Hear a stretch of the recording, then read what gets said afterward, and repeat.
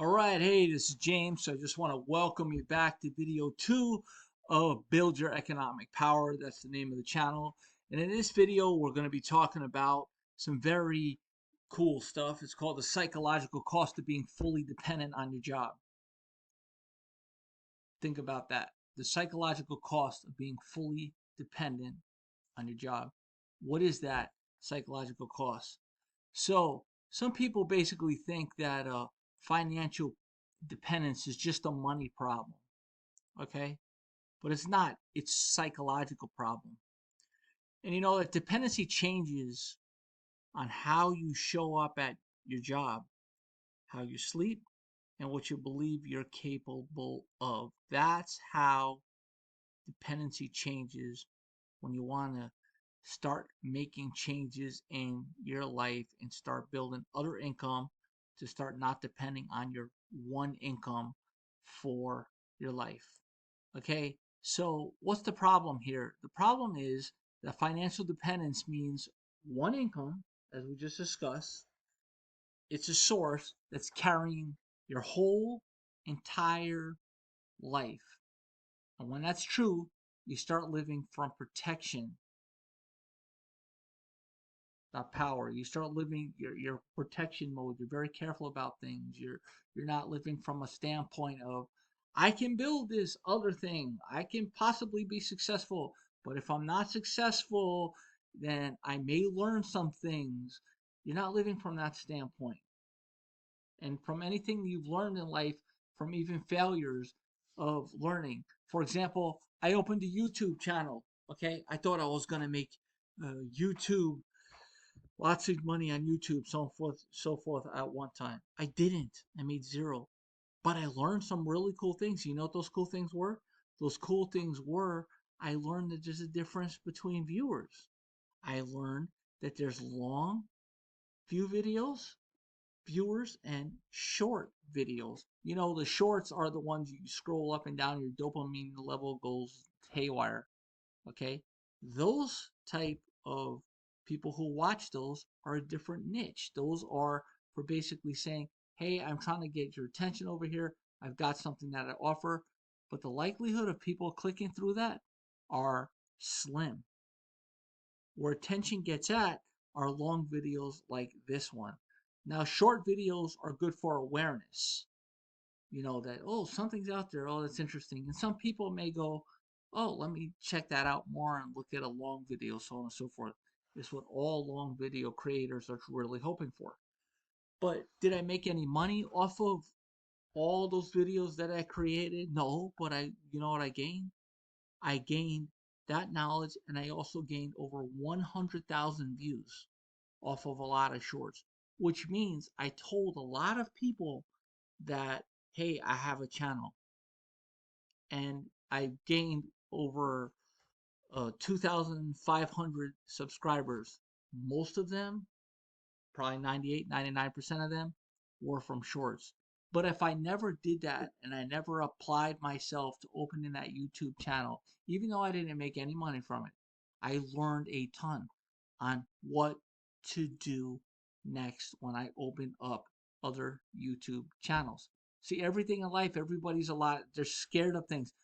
Maybe I don't want to build my business because I'm scared I might fail. So what? Today, did you almost trip over yourself? I know I did, like twice or three times. Is that a failure in my walking? Yes, it is. But you know what I learned? I got to learn to pick up my feet when I'm walking. See, what the brain is trying to do is when people try to open businesses or we're trying to accomplish something new, we get scared and we oh, wait. What that really is, and I learned this from AI, by the way, ChatGPT, is what happens is ChatGPT knows more than I know about the brain, so I'm gonna believe it on that one. What it is the brain is going into protection mode, and it's like, wait, I don't want to learn something new because I'm afraid I might fail. So the brain goes naturally to its comfort zone, and that's why people don't change a lot and things like this because it doesn't want to expand, and it basically pushes the person back into the comfort zone. And that's why it's so important to get a hold of this thing and get control of this thing that thing in between your ears called the head, the brain, so on and so forth. And definitely praying to God helps as well. So just going over some things. That was a long speech about some good stuff, but the psychological costs of not depending or of depend the psychological cost of depending on one income, one job. You stop taking risks, as we just kind of said. You don't speak up, you don't apply for better roles, you don't negotiate, you don't challenge anything. Why? Because your nervous system is protecting the paycheck, and that's basically what's happening. A lot of people are like, well, what if my paycheck stops? This and that. Well, okay, what if your paycheck does stop? Do you have a plan to survive for long enough? And that's a whole nother discussion. And I'm not a budget king or trying to pushing you into hard budgeting, so on and so forth. But that's something you might want to think about while we're talking about it, is budgeting your money. If you're spending more than you make, stop that. Okay, start pulling back areas, being more conscious of where you're spending your money. Okay, another thing about another psychological cost, the second psychological cost of just earning the one income, is you accept disrespect and stress and long hours or bad leadership. How many of us have had bad leadership? Because losing income, it feels like danger. When income's fragile, you become basically complacent and you become compliant to whatever life dishes at you. Now, how many coworkers have you worked with in the past that are complete jerks? And you're like, I got to get out of here. I don't want to be around these people. But then you just settle down and you're like, you know what? I should be satisfied because, you know, I'm grateful for what I have, which is good. That's a good attitude for sure. But being grateful doesn't mean you should be abused. Okay, there's a difference between that. Okay, the third psychological cost is that you lose your sense of choice. You feel stuck. You feel boxed in at work. You feel like your life is on the rails. The dependency makes you feel that life is happening to you. So let's say you went out there and you were like, you know what? I want to start pursuing one of my dreams, or I want to start pursuing some other income in other areas. And you started that process of doing that. Well, your brain, your synapses starts firing, and the neurons, and your brain starts expanding on ways on how to do it. One of the goals of this channel, one of the goals of this business, is to start waking people up to the fact that they can be entrepreneurs, that they have that hidden entrepreneur inside of there that they didn't even know they had, or they forgot they had, because of the years that have passed of working and working and working and getting so used to the habitual habit of waking up early in the morning, sacrificing sleep, waking up, sacrificing being with your family, sacrificing being with your loved ones. Like maybe your mom or dad isn't well right now with an illness, but you can't spend those last minutes of their life or those last months of their life because you have to work. Like, for example, my dad, when he was about to pass away, okay, I had to work. And I got there. He passed away 8 years ago this month in February of 2018. And I had to work, but I got there just in the nick of time to spend, let me see how many hours was that? Maybe the last 5 hours of his life, where the last words I got from him were, I love you too. But he couldn't talk because he was on what's called, I don't want to scare anybody out there, but it's a real thing. It's called oxygen starvation. When the body starts shutting down and it's starving for oxygen, it's like, it's actually pretty scary to see.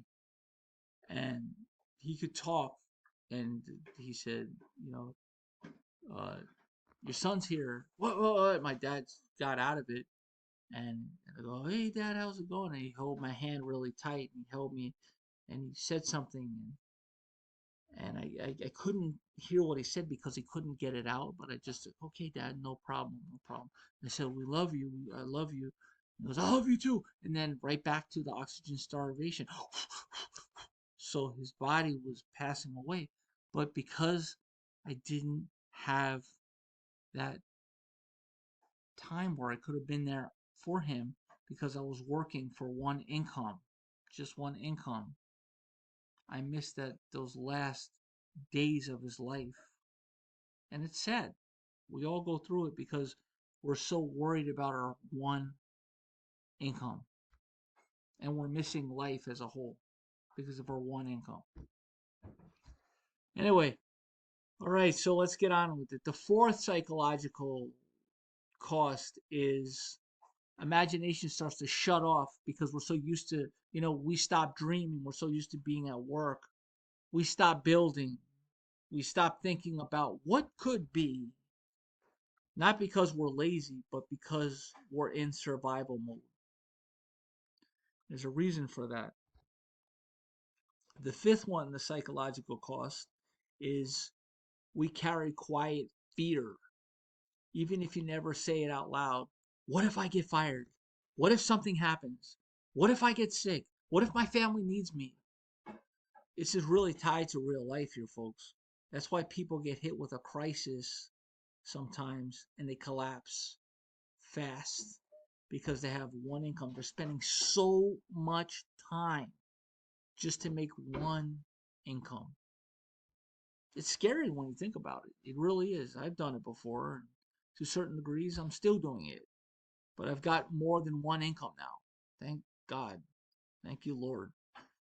So, real fast, I'm going to reference my dad again, but I did hear something, and I don't know why God allowed me to hear this the other day, this last week. I heard a man say under his breath, I should have been there for them. I just couldn't take the days off. Now, that's not a schedule problem. That's dependency talking. This is what dependence does. He's depending too much on his one income. It limits your freedom, even if you're a good person trying your best.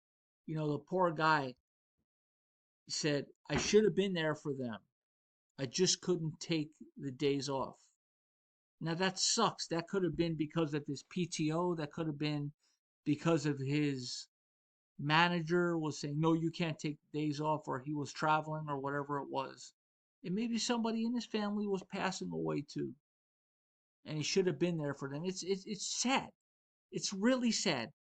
Because we're revolving our life around one income. And I know I keep saying one income.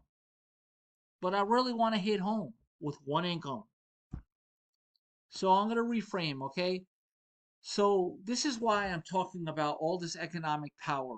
Economic power, it's not greed. Okay? It's control. It's choices. It's movements. It's your movement. It's your control.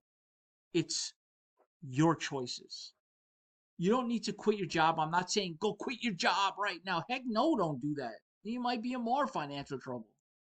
What you need to do is start reducing your dependency on that job. So one job plus an optional income equals power. So here's some tactical steps. All right. Identify your dependency. Ask yourself, if my income stopped for 30 days, what breaks first? Okay. It's a wake up call. Trying to wake some folks up out there to be the best entrepreneurs that they can be, not only for themselves, but for their family. And if you're an entrepreneur, you can start making extra income. You can add to this economy better, and you start feeling freedom. You really start feeling a sense of freedom like you've never had before, if it's going to be your first time doing it. Okay? So what we want to do is you want to also ask this, why do people always ask, you for help for something? What do people ask you for help for something? What can you do to solve a problem that solves their problem? Okay, this is where you're going to identify an underutilized skill that you have. People might come to you and say, "Hey, how can I fix my car? It's really slow." Or, "How do I fix my oil change?" Well, you know what? You have hidden mechanical skills that they're asking you that. Maybe you can start running a company on the side that will do oil changes for people. And maybe you only open it on Saturdays and Sundays. You find a cheap place for rent. You open it on Saturdays and Sundays, or after work, you go there for a few hours and help people with their oil changes, make some income, as long as it's covering your expenses. And then after that, you've got cash flow. I know that's a big responsibility there and a big idea there, but that's a possibility. Okay. So, but before you do all that, you want to run what's called a controlled income experiment. And it's not a business, okay? It's an experiment. So what I told you about that other business thing, I mean, that's one possible way of making income from mechanics, but you always want to run experiments first before you go out there and spend thousands of dollars and just, "Oh, I can run my business," and have no idea how to run a business. That's how a lot of businesses fail.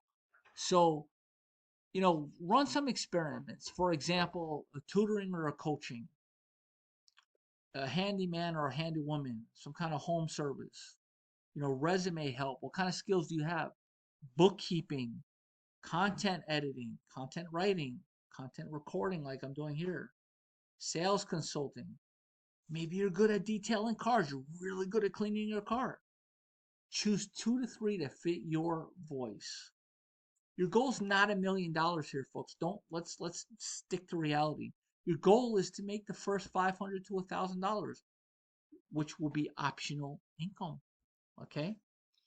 So here's a question for you.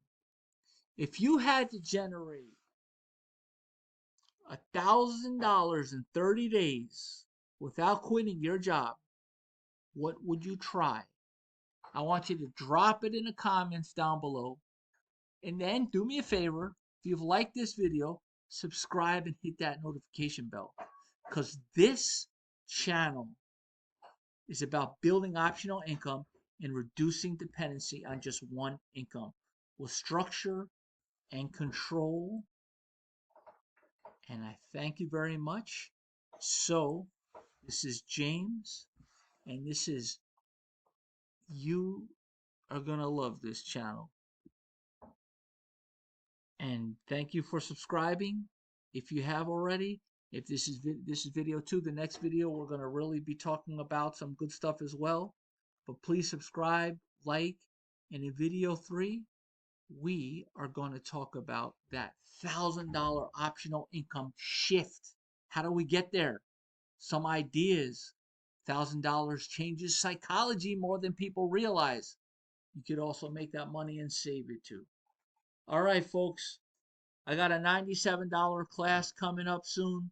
It's going to be talking about more in detail about everything I'm talking about here, but way more in detail, and giving you some ideas, and possible I'm going to have a bigger class than that as well. So I'm going to have $1,000 class, or excuse me, I'm going to have a $97 class, and it's going to also include, your $1,000 change, your optional income shift, and that's going to be $97. We're going to talk about more than that in there. And then after that, there's going to be a founder's course for $497. The usual price on that is going to be $697, but the founder's course is $497, and that will give you a roadmap, a blueprint, beautifully laid out. So if you like that, drop that in the comments too, that, hey, I'm interested in a course like that for $97 to begin with, and then after that, the $497 if you're interested in the next steps. Anyway, thank you. God bless you. Please subscribe, like, hit that notification bell. This is James. I'm out. Bye-bye.